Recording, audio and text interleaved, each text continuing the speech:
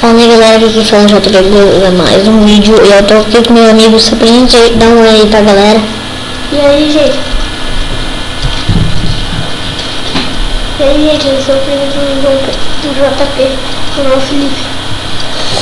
É galera, mais um vídeo aqui mostrando e em homenagem ao meu primo, vou fazer um vídeo mostrando o mapa que ele demorou 3 meses pra fazer, que é como é que chama,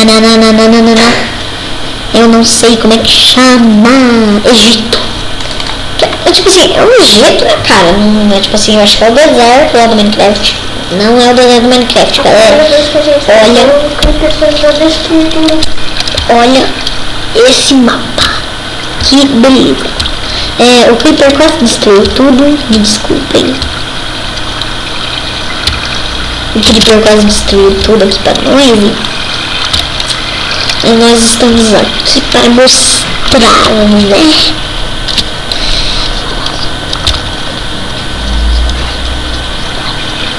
Galera, a gente vai fazer o próximo vídeo com uma estátua. Aquele vídeo eu vou colocar uma música e a música vai sair rodando e a gente vai fazer as estátuas, entendeu? Enquanto a gente faz as estátuas, a gente vai dar um corte no vídeo, tá? Quer dizer, não dá corte não, a gente vai colocar só a música e sair fazendo as estátuas. Eu vou fazer uma, o meu primo vai fazer outra. Então a primeira, saibam que sou eu, e a segunda, saibam que é meu primo. Vou mostrar o lado de fora, como vocês estão vendo, tem aqui a pirâmide, todo muito doido. Você vai mostrar pra fora pra isso? Vou mostrar o lado de fora pra vocês, galera. E meu primo me acabou de lembrar aqui. Olha isso, mano do céu. Eu fiquei impressionado, mano. Farol. Olha esses dois farol.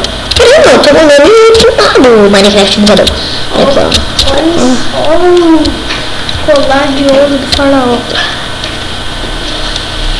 Acho que esse farol tá sem perna. Ah não, tá não, aqui tá bugado no Minecraft. Ah não, ele tá do outro lado ali. Galera, agora eu vou fazer outro vídeo. O vídeo não me parece muito até minha internet melhorar. Então galera, falou, beleza,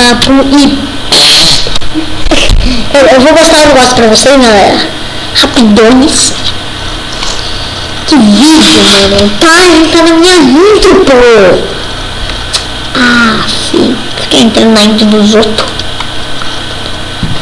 Cadê o outro pouco tem? Aqui, galera. Galera, esse é o final do vídeo. E eu vou dar aí com uns erros de gravação.